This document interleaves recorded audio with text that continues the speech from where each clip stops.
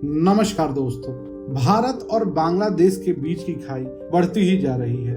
जब से बांग्लादेश में तख्ता पलट हुआ है, मानो बांग्लादेश की टेम्पोररी गवर्नमेंट का मानसिक संतुलन बिगड़ सा गया है। चीन की अपनी 4 दिन की यात्रा पर गए बांग्लादेश के अंतरिम सरकार के मुख्य सलाहकार प्रोफेसर मोहम्मद यूनुस ने जब यह कह दिया कि उत्तर पूर्व यानी हमारा नॉर्थ ईस्ट लैंडलॉक्ड है और इस पूरे क्षेत्र के लिए ढाका ही इकलौता समंदर का रखवाला है। दोस्तों, सुनने में ये बयान बहुत नॉर्मल सा लग रहा है, लेकिन असल में उतना ही गंभीर भी है। बांग्लादेश का यह बयान भारत का बांग्लादेश पे किए गए एहसानों का गला घोटना सा है, लेकिन इस पे भारत भी चुप नहीं बैठा है।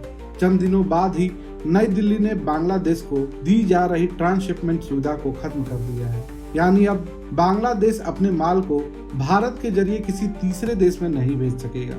दोस्तों, ये फैसला सीधे सीधे उनके व्यापार को झटका देने वाला है। Central board of indirect taxes and customs के इस एक्शन के बाद विदेश मंत्रालय ने कहा कि ये सुविधा भारत के अपने निर्यात में रुकावट बन रही थी। एयरपोर्ट्स और पोर्ट्स पर जाम और देरी की वजह से भारत का अपना ही नुकसान हो रहा था और अब 8 अप्रैल से बांग्लादेश के लिए यह सुविधा बंद कर दी गई है। नतीजा, भारतीयों के लिए माल भाड़ा यानी कार्गो घटेगा, रास्ते खुलेंगे और एयरपोर्ट्स की भीड़ भी छटेगी और बांग्लादेश के लिए एक सबक भी बनेगा। हालांकि जो कार्गो पहले से भारतीय सीमा में घुस चुका है वो पुराने नियमों के तहत बाहर जा सकेगा। दोस्तों, भारत ने बीते दशकों से बांग्लादेश को एक तरफा व्यापारिक छूट दे रखी थी। शराब और सिगरेट को छोड़कर जीरो टैरिफ के साथ पूरा भारतीय बाजार ही खोल रखा था। लेकिन अब जब बांग्लादेश ने चीन को चिकन नेक के पास लाल मोनिरहाट एयरबेस में बुलाया और रणनीतिक नींव रखनी शुरू की, तो भारत को यह कदम उठाना ही पड़ा।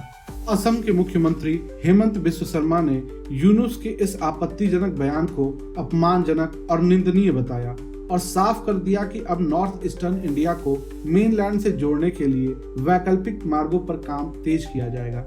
नॉर्थ ईस्ट के 7 राज्य बांग्लादेश, चीन, म्यांमार, भूटान और नेपाल से तो जुड़े हैं, लेकिन भारत से सिर्फ एक 22 किलोमीटर की चिकन नेक पट्टी से अपने नॉर्थ ईस्टर्न राज्यों से जुड़ा है और यह इलाका अब भू राजनीतिक तूफान का केंद्र बन चुका है।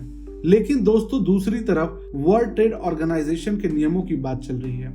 गट यानी general agreements on tariffs and trade के अनुच्छेद 5 और टीएफए यानी ट्रेड फैसिलिटेशन एग्रीमेंट के प्रावधानों के मुताबिक लैंडलॉक्ड देश को ट्रांजिट का अधिकार बाधा रहित होना चाहिए। पर सवाल यह है कि जब कोई देश भारत के दरवाजे पर चीन की एंट्री करवाने चले तो क्या भारत व्यापारिक नियमों की किताब ही देखते रहे? भारत ने इशारा दे दिया है। रणनीति अब पुरानी दोस्ती से ऊपर है। जय हिंद, जय भारत।